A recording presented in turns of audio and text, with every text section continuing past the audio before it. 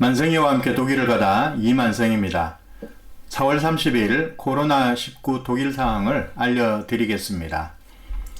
4월 30일 0시 기준으로 독일의 코로나19 확진자 수는 총 15만 9,119명입니다.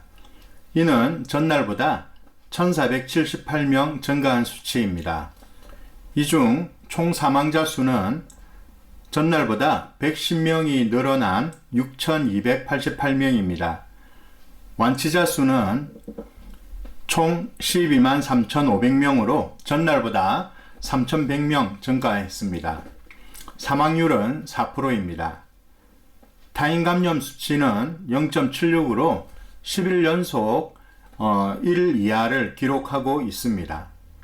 점점 안정적인 추세로 접어들고 있고 로버트 코크 연구소 소장 빌러 박사님은 1 이하로 내려간 타인 감염 수치에 대해 기쁜 일이라고 표현을 했습니다. 연방정부는 이러한 통계에 근거하여 다음 방역 조치를 진행할 수 있게 됩니다. 조금은 완화된 조치를 할 수 있게 되는 것입니다. 4월 30일 오후 2시 독일 연방정부와 주정부의 코로나19 대책회의가 있었습니다. 2주 간격으로 연방과 주정부는 코로나19 대책회의를 진행하고 있으며 이 회의를 통해 추가 방역조치와 방역조치 완화 결정을 하게 됩니다. 물론 이 회의에서는 기본 원칙을 정하고 실질적으로 진행하게 되는 방역조치의 구체적인 결정은 주정부에서 진행을 합니다. 독일은 3월부터 이러한 방법으로 코로나19에 대응을 해왔고 앞으로도 계속 이러한 방법으로 코로나19 대응을 하게 됩니다. 4월 30일 연방정부와 주정부 대책회의를 통해 결정된 코로나19 방역 조치에 관해서 알려드리겠습니다. 이미 회의가 있기 전부터 국민들의 관심을 모으고 있었던 몇 가지 분야에 대한 사안들이 있었습니다.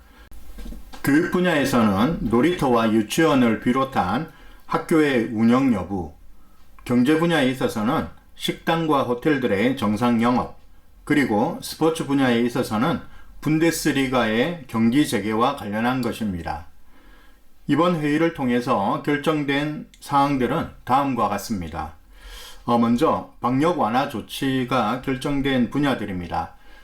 방역 조치가 완화된 곳들은 기본적으로 코로나19 위생 수칙과 거리 두기를 지켜야 하는 것을 전제로 합니다.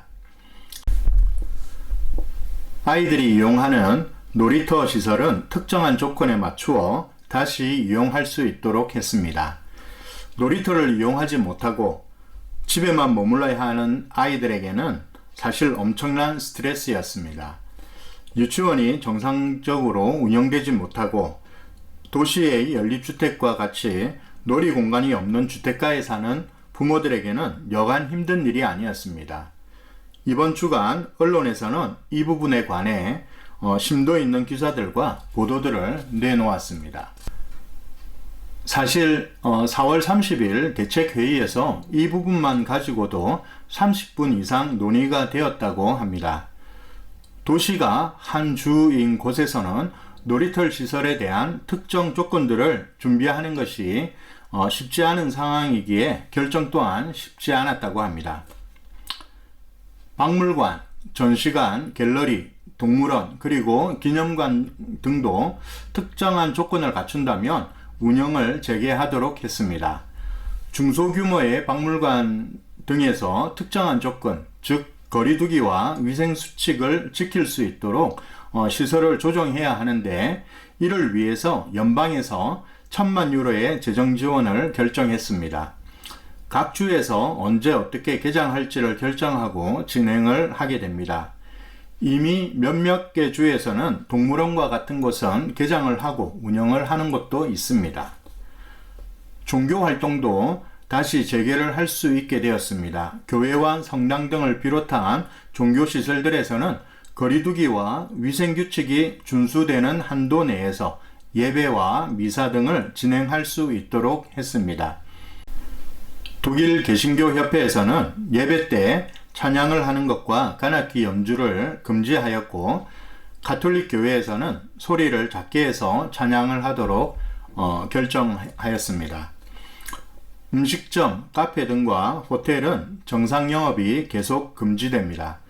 많은 식당들이 테이크아웃 영업을 하고 있는데, 이번 결정에서 호텔과 식당의 영업을 계속해서 금지한다고 결정을 내렸습니다. 여름 휴가 여행이 어떻게 될지 아직 결정이 나지 않은 상황인데, 5월에는 결정이 나야 준비를 할 수 있기 때문에 다음 주 수요일 5월 6일 다시 논의를 하기로 했습니다. 상가의 규모가 800평방미터 이상인 곳의 영업은 계속해서 금지됩니다. 주에 따라서는 800평방미터 이상인 경우에도 800평방미터에 한해서만 운영을 할 경우 영업을 허락하기도 했습니다.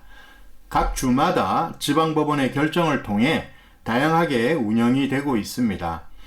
예를 들어 베를린의 경우 지방법원의 판결에 따라 베를린의 유명한 백화점인 카데베는 정상적으로 운영이 가능한 반면, 다른 주에서는 800평방미터까지만 운영하도록 한 것이 합법적이라고 결정을 내리기도 했습니다. 학교와 유치원의 운영과 관련해서는 이날 결정을 내리지 못했습니다. 연방과 대부분의 주정부에서 5월 6일 회의에서 결정을 내리도록 했습니다. 노트라인-베스트팔렌 주 수상은 5월 11일부터 초등학교는 정상적으로 운영을 재개할 것이라고 했지만, 이 또한 다음 주 결정을 지켜봐야 하는 상황입니다. 분데스리가의 재개 여부는 결정을 내리지 못했습니다. 몇몇 주 정부에서는 5월 9일부터는 무관중 경기 조건으로 재개가 가능하다고 했지만, 이번 대책회의에서는 결정을 연기했습니다. 대신 다음 주 목요일 5월 7일 확실하게 결정하겠다고 협의를 했습니다. 만약 분데스리가 경기가 재개된다면 무관중 경기로 진행을 하게 되고, 빨라도 5월 16일부터 재개를 할 수 있고, 시즌은 8월 말까지 계속될 수 있다고 전했습니다. 5월 6일까지는 연방정부, 주정부, 그리고 축구협회와의 논의로 사실 결정이 나게 되고, 5월 7일 연방과 주정부의 발표가 진행됩니다.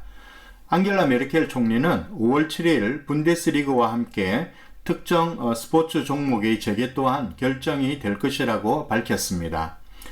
참고로 프랑스 정부는 4월 30일 이번 시즌 종료를 결정을 했습니다. 여기까지 4월 30일 코로나19 방역 대책과 관련한 독일 연방정부와 주정부의 결정 사항입니다.